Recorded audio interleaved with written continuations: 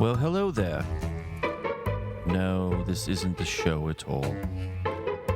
What this is a call to action.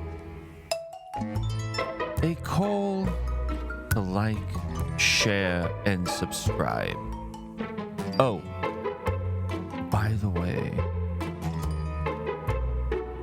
please, if you can, head over to Apple, Spotify, Podcast Addict, or wherever you are listening to this awesome show. Click on that 5-star rating. Tell everyone in your orbit about it. Do whatever you have to do to make them listen and continue to listen to the show. All within reason, of course. Together, we can grow this show into something amazing. Thank you all for what you do out there. Now back to the fun.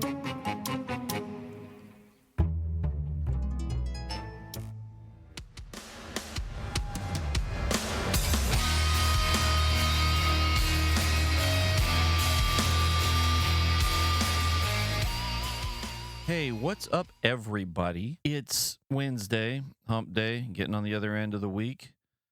As we approach the end there, hopefully everybody's had a good week so far.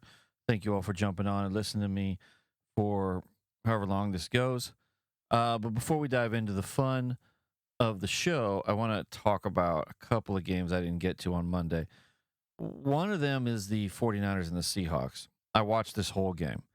What I will tell you is it really showed how thin the 49ers are in the depth chart. These guys are not a very deep team. Everybody's going to have to stay healthy if they're going to survive this year, regardless of how weak they say their schedule is. They could not get over the hump in Seattle.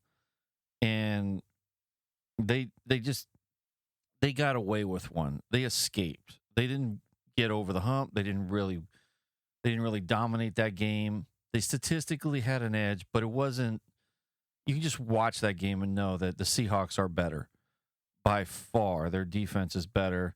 Their offense seems to be moving pretty well. Sam Darnold's not a world beater, but nobody's asking him to be.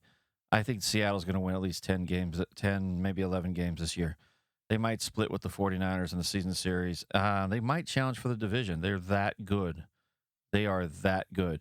The 49ers, I just don't. And if they're not healthy, they're not going to get in to the playoffs. They're not going to even win the division. They won't even challenge. It's going to be rough because, I mean, George Kittle went down with a hamstring. Jawan Jennings went out with a shoulder. They really didn't use Sky Moore. Well, nobody uses Sky Moore, even the Chiefs. That's why they traded him to the San Francisco 49ers. It was just really down to Pearsall, Robinson, McCaffrey, Juszczyk was there. They were on their third-string tight end. I mean, they really, really have to be healthy if they're going to compete in the league this year. When I look at Brock Purdy, first game after getting all that money, he looks the same. He did try to force a few things. That's what led to a couple of turnovers. But it's the same Brock Purdy. The reason I have skepticism because of how thin they are on the team. They are very thin. And they have about $146 million in dead cap to address over the next couple of years. That's probably why they're very thin on that team. A lot of rookies. He started 8 of them on defense. It's gonna be a rough go. They might get it all together. They might win. And 10, 11 games, they might get into the playoffs, but I don't know if they'll make the Super Bowl. They're a very thin football team. The Seahawks, they're only going to keep getting better. That defense is solid, very solid. The other game that I watched, kind of in and out, the Raiders and the Patriots. I think the Patriots gave that game away. It was just constant mistakes down the stretch, and the Raiders just capitalized on it. I feel like the Raiders are going to Raider and they're going to lose a lot of games.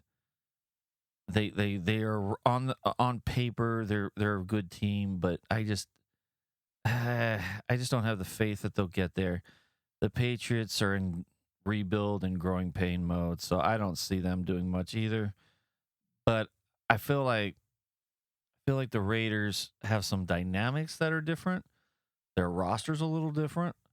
They just might challenge in the West, but not. I just don't see much coming from them. And the Patriots, I think, are just going to be disgusting. They're going to go through. They're going to grow in and have a lot of pain. A lot of pain. And a little side note to Sunday's games: the New Orleans Saints need to burn those jerseys. I don't know who the fuck told them to put that shit on. They looked like a football team that got an outfit for the movies. Like they don't even look like a real football team. They looked really like a cinema film. It was gross. It was like an arena football team without enough money. It did not look good.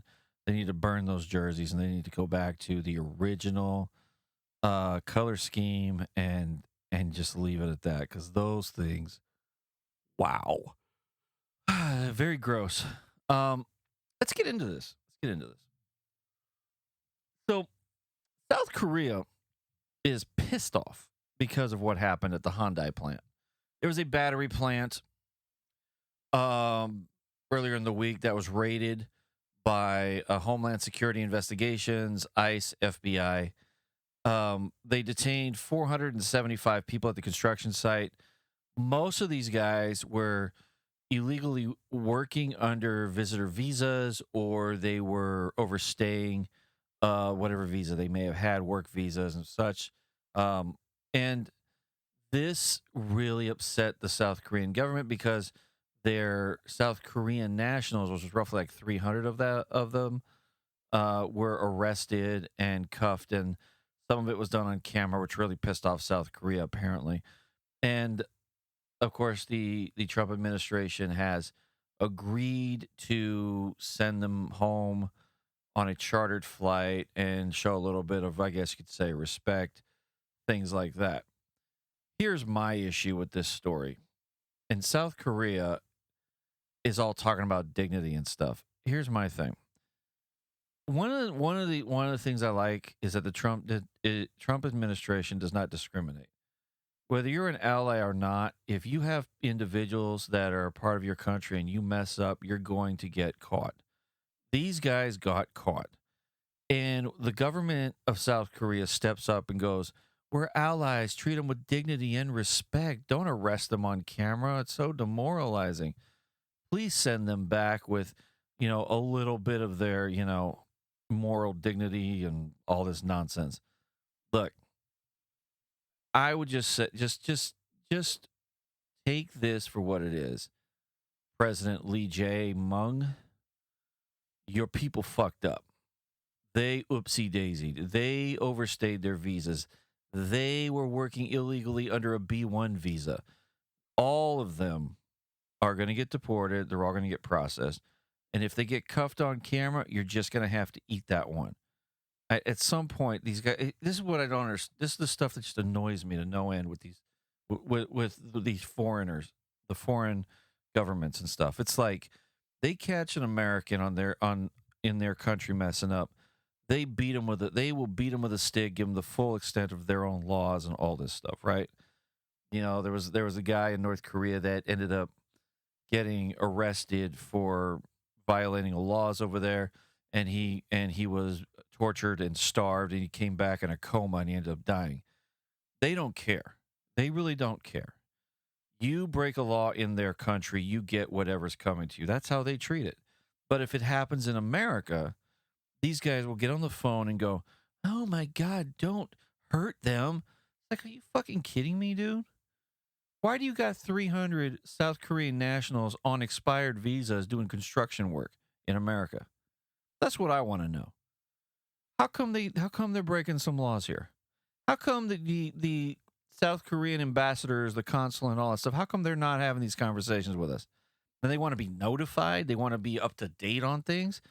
Go fuck yourself. I'm so tired of this crap from these other countries. It's like, why don't you put your big boy pants on, accept the ass whooping, and move on? And make sure you have your ducks in a row when you're trying to invest in America and build your fucking plants here. Don't be ridiculous. I saw another article based on this story where Hyundai is like, don't go over there on vacation. We don't want to lose you unless it's a thing that we can't get out of. I don't want you guys detained. Why are you going to send them over illegally? Are you going to fucking go and be a ridiculous, silly man? Is your company going to be that retarded? Don't invest in America if you're going to break all laws. That's my thing. Take the L, take it on the chin, South Korean President Lee Jae, and just go with it. And just try to improve. Try to do better. That's what I want to. That's all I'm going to say to this, is try to do better. Now, this is from Variety. Jordan Peele has got a movie that has been removed from the release schedule by Universal. Well, I don't know what the movie is. My opinion on Jordan Peele is his films are all the same plot points, same pace, same ending, same beginning. None of it is really awesome, and a lot of it is just boring, honestly. But he's got a film coming. It's been removed from the Universal release calendar. It was supposed to be October 2026. The film was originally planned for December 2024, but of course we have the writer strikes, all that stuff. He hasn't started filming anyway, and reports suggest that he may still be developing the script. He ain't even got the fucking movie anyway, so who gives a shit? Like, this is come on. He's scrapped multiple drafts as it is. He described the project as potentially his favorite movie if he were to make it correctly, as opposed to doing it wrongly in all of his other movies. He described the project in a podcast appearance. As with Peele's previous films, Get Out, Us, and Nope, the new project is expected to be a horror film again, though no plot details have been revealed. He remains active as a producer, though, because he has a movie coming out called Him, which is basically a rookie quarterback is entering a team, and the veteran is showing him the ropes. And of course, there's some horror elements to it as well. Universal decision has the Universal Pictures decision to pull the film reflects the uncertainty around production timelines and priority shifts. Of course, Nosferatu by Robert Eggers took over the release slot and became a major box office success because of pushing Jordan Peele. I think that was probably the better idea. Nosferatu is a much better story than whatever the fuck Jordan Peele's making. Who cares? Honestly, who cares? Jordan Peele hasn't put anything out worth a fuck anyway, and I just whatever, just whatever. This is nice to know that the California is banning Glocks. It's one vote away from the desk of our friend Gavin Newsom. This is from Survival World. This is AB 1127. The proposal here is a ban on dealer sales starting in 2026. Licensed firearm dealers in California would be prohibited from selling semi-automatic pistols that can be easily converted into fully automatic weapons.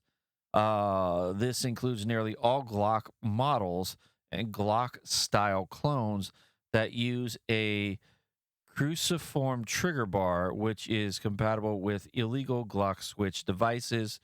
The legal side,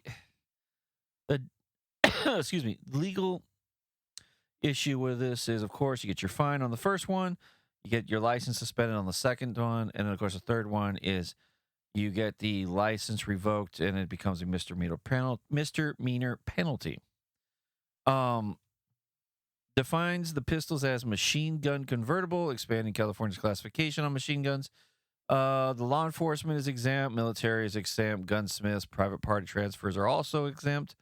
Current owners may keep their Glocks. Possession and private resale remains legal. Farm firearms acquired before January 1st may still be sold.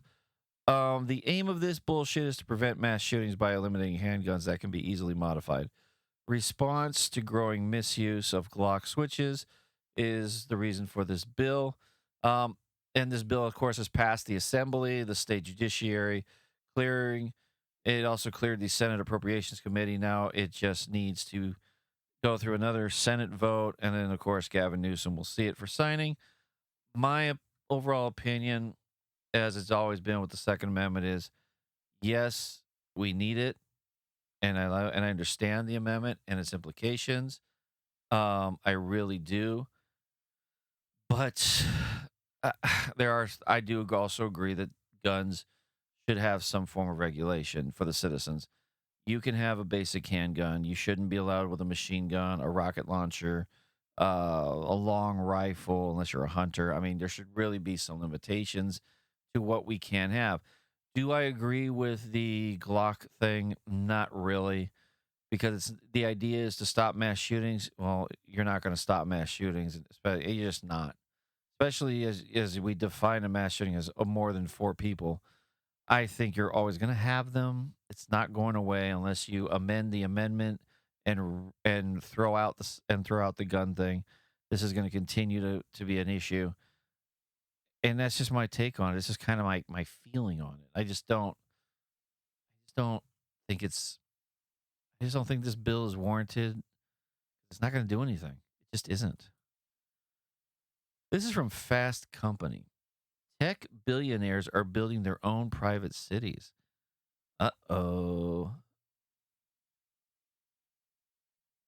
Ultra wealthy tech figures are no longer content in their mansions. They're creating entire towns or compounds to control, govern infrastructures, even education is even. These projects range from incorporated municipalities to private retreats in startup cities. I mean, there's a list here of these guys and what they've done and what the idea is going to be. And I think this is pretty interesting in this article that this is happening. So, Elon Musk has incorporated Starbase Texas. All of the residents are employees of SpaceX, and the SpaceX vice president was elected mayor. He has an unincorporated town near Bastrop with SpaceX and Tesla facilities, housing, and a Montessori school. Of course, he's faced opposition from environmentalists and et cetera, blah, blah, blah. But he's got his town out there in Starbase, Texas. Mark Cuban, he bought Mustang, Texas. 23 people live there in 2021. No development has been planned, but of course there's cleanup and things. And when an idea hits him, he claims he'll jump on it. A collective of VCs, including Michael Moritz, Mark Anderson, Reid Hoffman, and Lauren Powell Jobs, have purchased what is called California Forever. They spent $800 million on 60,000 acres in Solano County. The original plan withdrawn due to zoning issues, pivoting to Solano Foundry, a 2,100-acre advanced manufacturing park with a proposed walkable community of 150,000 homes, projected to generate 500,000 jobs and $4 billion in annual tax revenue. Larry Ellison owns 98% of Lanai, Hawaii, including hotels, commercial properties, and most of the houses. It serves as a luxury retreat for global elites. And Peter Thiel has Praxis, a proposed libertarian startup city focused on AI and minimal regulation, eyeing Greenland as a potential location, but no major progress has happened. Of course, Zuckerberg has a 2,300 acres in Kauai, Hawaii. Includes 2 mansions, 30-plus bedrooms, an underground bunker, self-sustaining energy and food systems, costing him roughly $270 million. And, of course, Bill Gates purchased Belmont, Arizona in 2017. A smart city has been proposed with 180,000 residents. The project has stalled with no recent updates. This is what the big rich guys are doing. They're building their own castles, their own mansions, their own cities, probably going to have their own armies, their own compounds. More David Koreshes are running around out there, and it's going to become a issue, I guess you could say, later, if they ever get around to finishing some of these things. How many people would live there? What would be the overall? On and on and on. Um, Jerome Powell from MoneyWise is hit with criminal referral over $2.5 billion renovation project. What it might mean for your nest egg. So, we've been trying. We have tried and tried and tried as an administration to get Jerome Powell to lower the interest rates. They've gone from a tax to appeasement to God knows what. Jerome Powell continues to hold firm, and he's kind of waffled on what the meeting coming up this month, whether or not he'll do it because of some of the softening in the economy and in pricing and such. So wait and see, right? So after all of that finagling, he's going to listen. He's on the fence about it. It's going to happen, right? And then of course, Rep. Anna Paulina Luna from Florida sends a letter to the DOJ urging an investigation into Jerome Powell for alleged perjury and false statements. The referral centers on Powell's June 25th testimony before the Senate Banking Committee regarding the Federal Reserve's headquarters and renovations. He claimed there were no luxury features in the renovation, no VIP dining rooms, new marble, special elevators, no water features, no roof terrace. Of course, she cited the planning documents submitted to the National Capital Planning Commission that contradicts those claims, where it shows VIP dining areas, premium marble floors, modernized elevators, roof terraces, etc., etc. Powell described the cost increase from $1.9 billion to $2.5 billion as minor and necessary to avoid delays. Luna argues this was misleading, citing documents that show significant scope expansion. Powell also claimed the building had never had a serious renovation despite a 1999 to 2003 overhaul. Of course, broadly speaking, the Fed has faced criticism for financial losses, including $114.6 billion in 2023 and cumulative, what a word, cumulative losses of $233 billion over 3 years. Of course, Powell and the president have had escalating over interest rates, escalating fights. So this is not going to help. You've been trying and trying and trying to get this guy to do something.